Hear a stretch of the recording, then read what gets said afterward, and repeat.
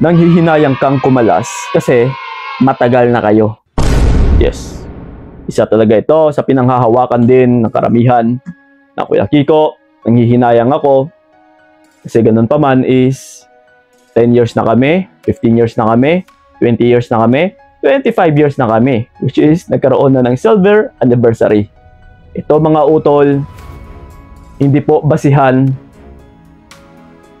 hindi po batayan kung gaano na kayo katagal sa isang relasyon para magiging excuse na panghahawakan mo na para manatili or para magstay sa relasyon na yan.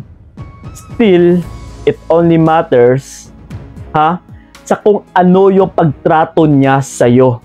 Lalong-lalo na sa present. As of now, utol. Aanhin mo yung katagalan ng relationship ninyo na tumagal nga kayo, pero ganun pa man is puro naman pasakit sa ngayon yung natatamasa mo. Kasi kung ito yung gagawin nating excuse na magstay ka na lang, okay, halimbawa, gawin natin yon, sige magstay ka kasi matagal na kayo. Pero yun na nga, nag-e-stay ka dahil pinanghahawakan mo na matagal na kayo. Hindi mo ba alam, utol, na ito po yung mas lalong magiging dahilan ng partner mo na mawalan siya ng takot sa iyo. Lalong-lalo na kapag alam niya talaga na nanghihinayang ka sa katagalan ng relasyon ninyo. Kasi hindi natin masasabi, utol, lahat po ng matagal na relasyon is maganda yung pagsasamahan. Yung iba kasi is tumatagal lang naman dahil nagpapakatanga yung iba dyan. Nagpapakabulag. Meron nga dyan, 5 years na niloloko.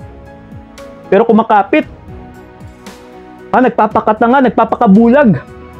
Kasi pagdating din sa mga kalalakihan, kami ito, pagdating sa mga lalaki, kung 10 pa kayo dyan ng mga babae na nagpapagamit, nagpapauto, nagpapaloko, nagpapabola, pagdating sa mga kalalakihan, why not? Nagpapagamit ka na Kumbaga pa, palay na ang lumalapit. So pagdating sa aming mga lalaki, nagpapagamit siya. So sige, gagamitin ko. So ganun po yun. Wala pong matutuka yung manok, utol kung walang palay. Tandaan nyo yan. Kapag may palay is, may tutukain talaga yung manok. So ang pinupunto ko lang dito is, kayong mga babae yung palay.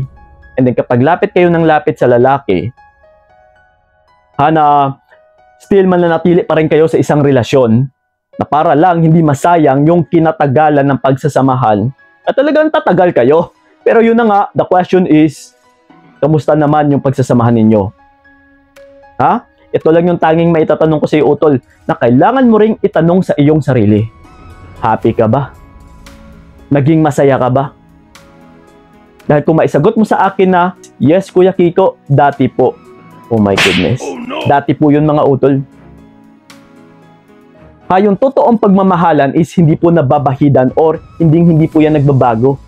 Sa simulat sa pool, sa early stage ng relationship ninyo, until now sa present is hindi ka ginagawan ng kalokohan. Yun ang totoong pagmamahal. Pero kung sa una lang, sa umpisa lang, and then eventually, kinatagalan is wala na. Nababahidan na ng pasakit, nababahidan na ng panloloko, ng kawalangyaan, ng mga pinaggagawa ng partner mo. Paano mo masasabing pure love yan? Paano mo masasabing minamahal ka talaga ng partner mo? Yes. So again, tatagal at saka tatagal talaga yung relationship ninyo kapag magpapakabulag ka.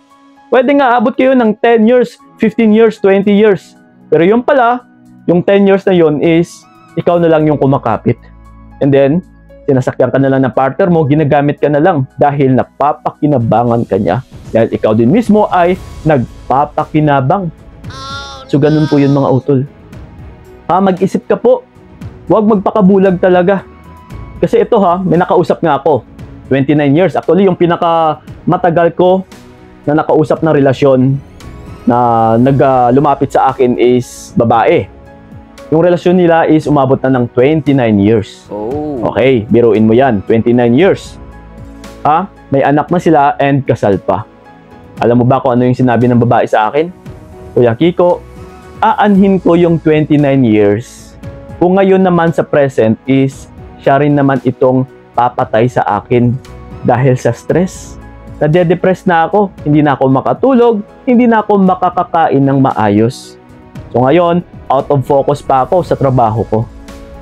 See? So yun dapat, ganyan ka dapat mag-isip, utol. Aanhin mo yung nakalipas na nakaraan na which is tapos na yun. At tandaan mo na yung present mo sa ngayon is yan po yung magdadala sa iyo sa future. Hindi yung past mo. Yung past mo is tapos na yun, hindi mo na yung mabago. Pero yung present mo, kung may babaguhin ka, tiyak, mababago yung future mo. See? So sa mga nanghihinayang dyan, 10 years, 15 years, walang-wala ka sa kalingkingan o sa kalingkingan ng babae na nagpa-consult sa akin, which is 29 years nga, hindi siya nanghinayang. Kasi kung nabahidad na daw ng panloloko, kung nabahidan na rin ng puro pasakit, kahit anong pilit niya pa na bumalik o magkabalikan sila, wala. Sakit sa ulo na mapapraning na lang siya, mababalisan na lang siya, so magiging toxic na yung relationship nila.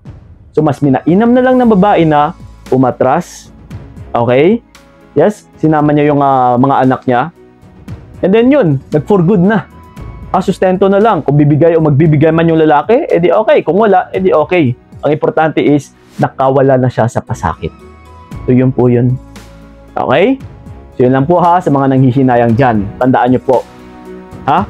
Kalingkingan ka lang ng 29 years, yung 10 years nyo, yung 15 years ninyo. Naku po, baka matagal ka na rin kasing nagpapakabulag, kaya kayo tumagal. So yun po, maraming salamat. So ingat kayo, and then sa mga gusto pala akong makausap one-on-one, PMS na kayo sa aking FB page na Payong Kaibigan ni Kiko. Kita-kits. Maraming salamat. God bless and babush! Mas mabuti nang bitawan ka para wala nang pait. Hanggang dito na lamang kung nakayanan ko, nakawakan ang naranasan ko.